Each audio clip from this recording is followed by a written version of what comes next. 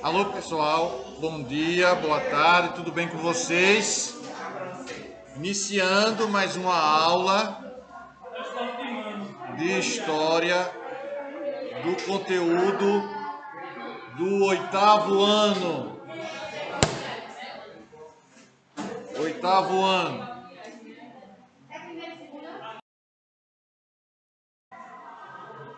Então, a aula de hoje é uma aula correspondente à base curricular do oitavo ano. A base curricular do oitavo ano, nós estamos estudando o período regencial. Nesse período regencial, em que o trono brasileiro fica vago, a Constituição lá de 1824, isso mesmo, aquela Constituição imposta, outorgada por Dom Pedro I, estabelecia que o trono brasileiro ficando vago seria ocupado pelo seu descendente direto. No entanto, esse descendente direto, que era Dom Pedro II, ele estava impossibilitado de assumir o governo. Por quê, professor? Por uma razão muito simples.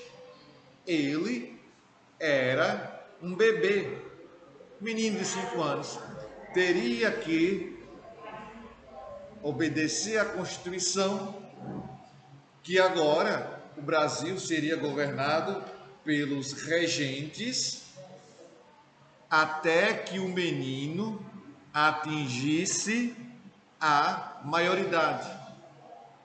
No entanto, nesse período de 1831 a 1840, o Brasil será governado pelos regentes e vai ter que enfrentar e vivenciar uma série de situações conflituosas, de levantes, de movimentos contestatórios ao governo regencial. Porque esse mesmo governo regencial falta-lhe legitimidade. E essas províncias onde aconteceram esses levantes, elas eram ligadas a Portugal. Não admitiam ali, mesmo o Brasil independente, que fosse cortados os laços, principalmente nessas províncias que tinham ali uma grande quantidade de, isso muito bem, de regressistas. Fui claro? Deu para entender? Muito bem. Isso mesmo, viu? Você vai longe. O que é que temos aqui? Vamos observar alguns exercícios e em seguida nos aprofundar nas revoltas regenciais. O que é que diz aqui? Abra um livro aí, por favor, na página 233. Página 233. O que é que diz nessa página 233? Diz que Dom Pedro II era menor de idade. Quarta questão. Menor de idade após a abdicação de seu pai, Dom Pedro II. O que levou à instauração de uma regência que inicialmente era provisória, mas depois se tornou permanente. Defina a regência trina. Vamos defini-la? E cite os membros da regência trina provisória e da permanente. A resposta. Preste atenção aí no serviço. Isso, muito bem. Foi a resposta. Foi um sistema de governo previsto na Constituição outorgada de 1824, olha aí, vírgula, a qual afirmava que em caso de vaga para o cargo do Poder Executivo e da impossibilidade de o herdeiro assumir o trono, vírgula, estabelecia-se esse sistema até o próximo imperador reunir condições de assumir. Ponto. Ponto. A regência trina provisória foi formada por Nicolau de Campos Vergueiro, vírgula, pelo Marquês de Caravelas, a primeira regência, trina provisória, depois vai virar permanente, e por Marquês de Caravelas e por Francisco de Lima e Silva, o Duque de Caxias. Ponto. E a regência permanente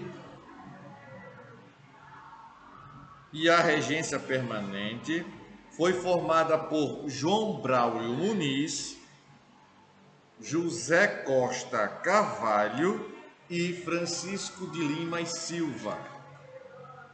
Na página 234, nós também temos a oportunidade de observar mais duas questãozinhas, a de número 5 e a de número 6. Essas duas questões fazem referência à administração de quem? Interrogação. Isso, muito bem. A administração do padre Antônio Feijó. Significa que os padres daquela época, em pleno século XIX, eram padres que possuíam características políticas bem definidas e politicamente, não é? Eles tinham essa força aliando ali a questão política e a questão religiosa e começavam a colocar as suas situações, os seus desejos políticos, e a população naquele momento, vale a pena destacar, a população via isso com muito bons olhos, via como sendo uma coisa muito benéfica a essa situação. Não é verdade? A inclusão, a colocação dos padres nessa nuance política, não é? Nessa vertente política, melhor dizendo. 234. Aí diz assim, questão número 5, diz assim: quais foram as principais modificações determinadas no ato adicional 1834 pelo regente trino, padre Diogo Antônio Feijó? A resposta: os principais pontos do ato adicional de 1834 foram: 2 pontos. Criação das assembleias legislativas nas províncias. Criação das assembleias legislativas nas províncias. Ponto e vírgula. Mudança da regência trina para a regência una. Mudança da regência trina para a regência una, vírgula. Com o regente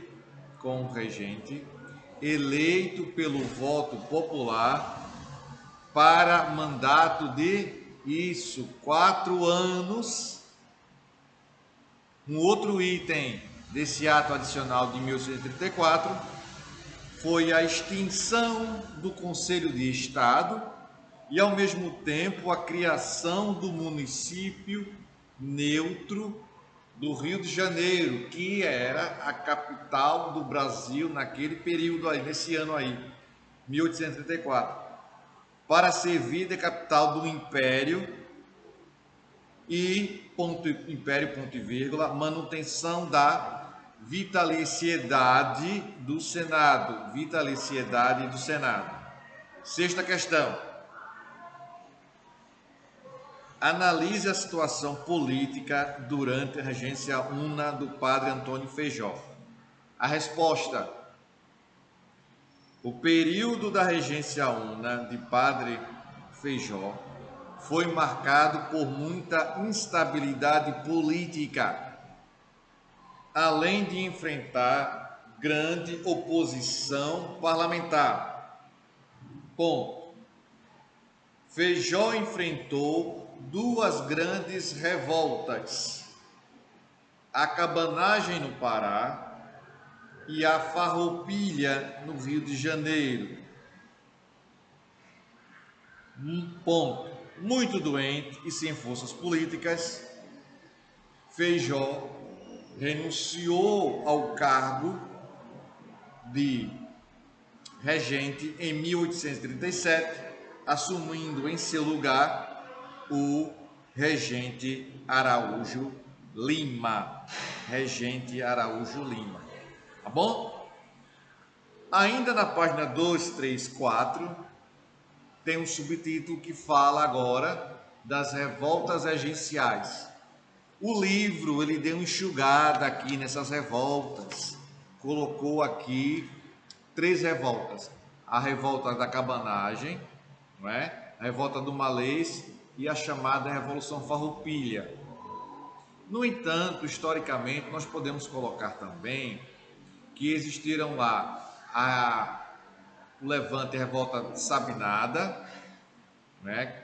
Se me falha a memória, aconteceu na Bahia, e Balaiada, que aconteceu no Maranhão, salvo engano.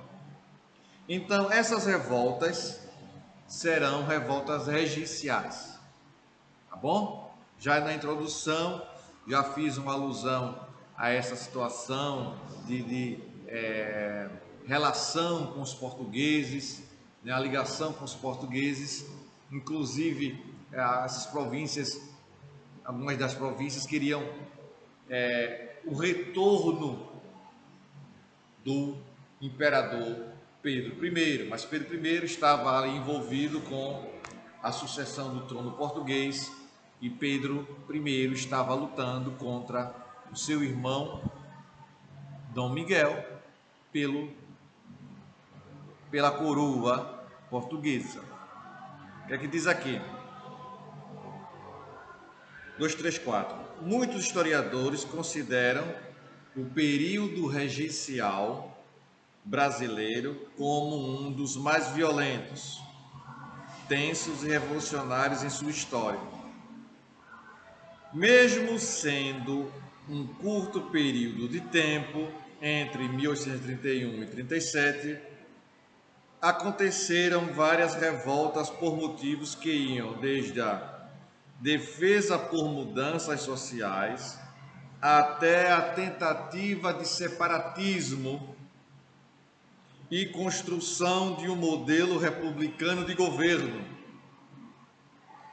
Outro alvo político nesse período era a escravidão. Muitos queriam acabar com essa ordem social, não é verdade? Além de defender o fim da elite agrária. As revoltas que tiveram maior destaque foram a cabanagem no Pará entre 1835 a 40,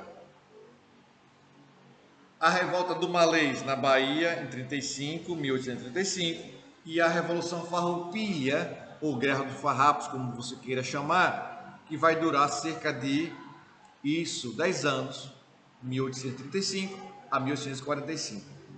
Saindo agora da página 234, indo para a página 235, nós temos uma situação importante que descreve essa situação sobre a cabanagem. O nome cabanagem, esse movimento acontece no Pará, por conta dos cabanos, pessoas pobres e humildes, que eram grande parte da população, faziam grande parte desse movimento, a população morava em cabanas. Cabanagem. Essa revolta teve com características populares, mas quem também teve participação de outros setores, mas teve também participação de outros setores da sociedade.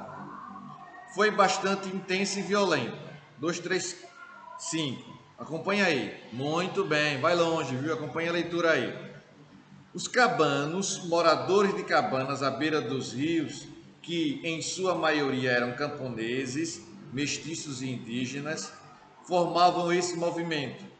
Eles eram explorados nas terras da aristocracia rural da província do Grão-Pará, em trabalho compulsório, em trabalho obrigatório, o que fazia com que vivessem em completa miséria, sem direitos básicos sociais.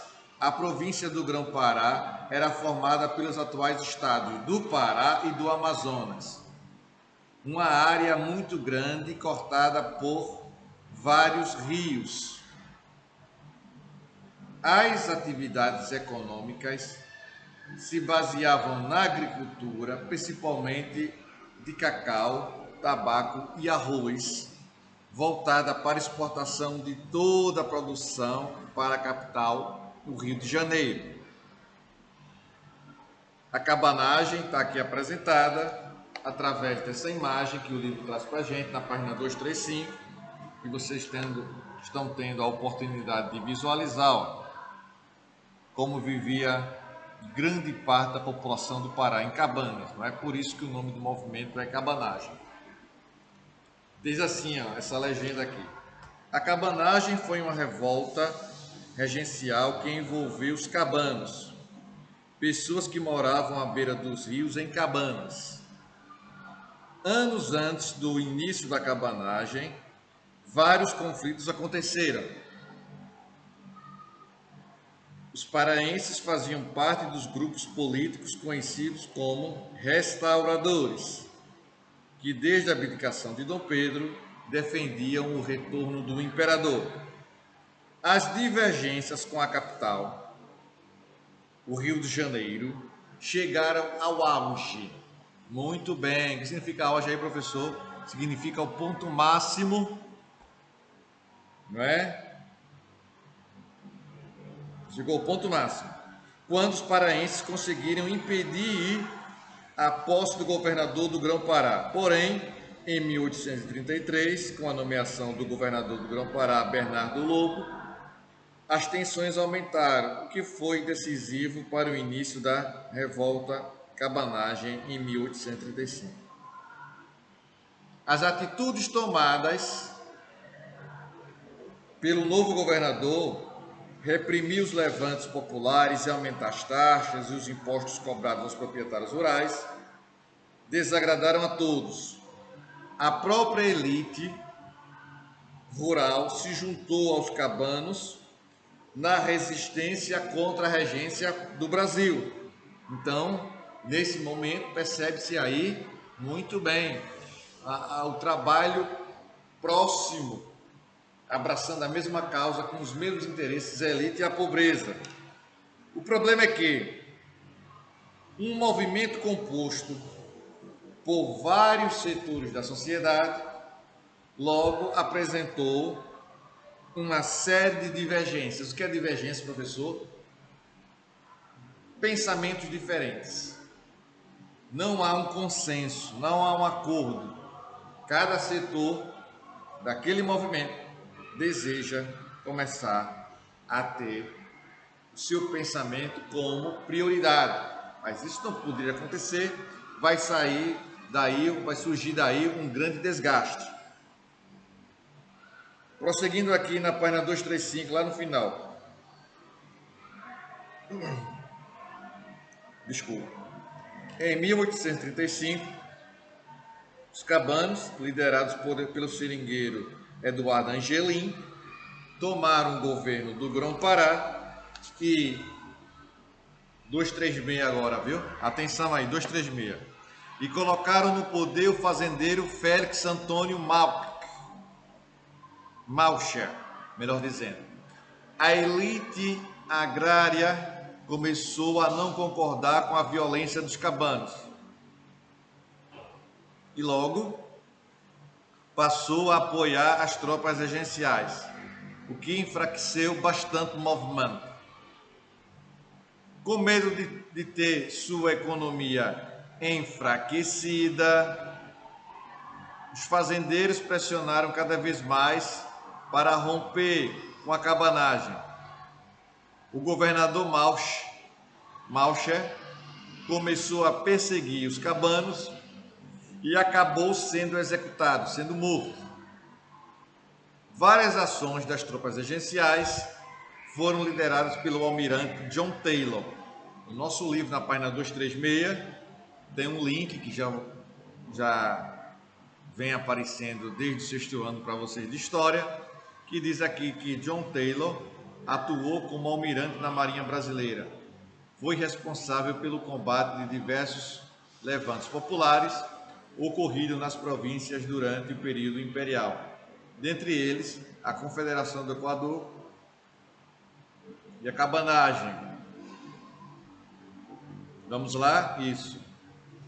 John Taylor, prosseguindo o texto aí, 236.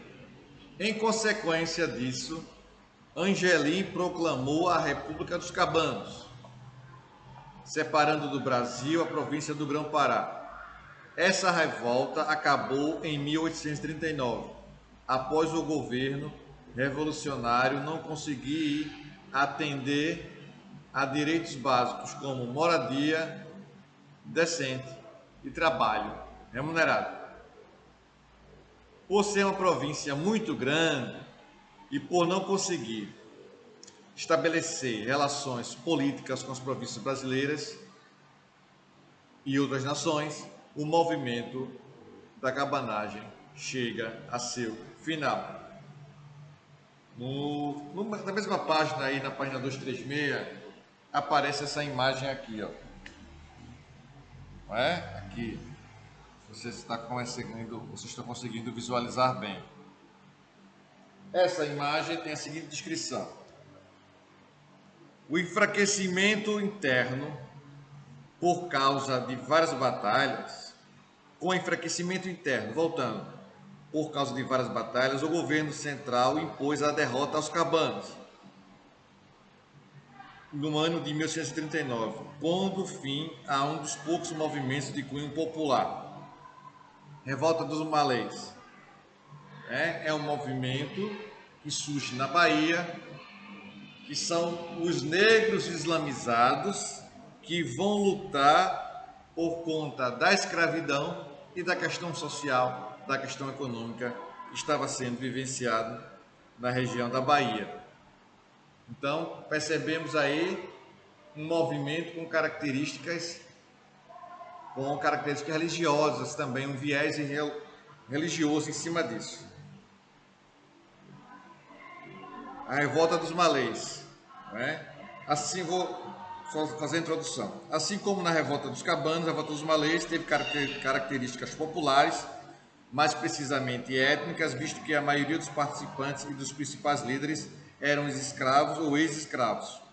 Esses trabalhavam apenas para receber em troca o suficiente para sua manutenção e sobrevivência.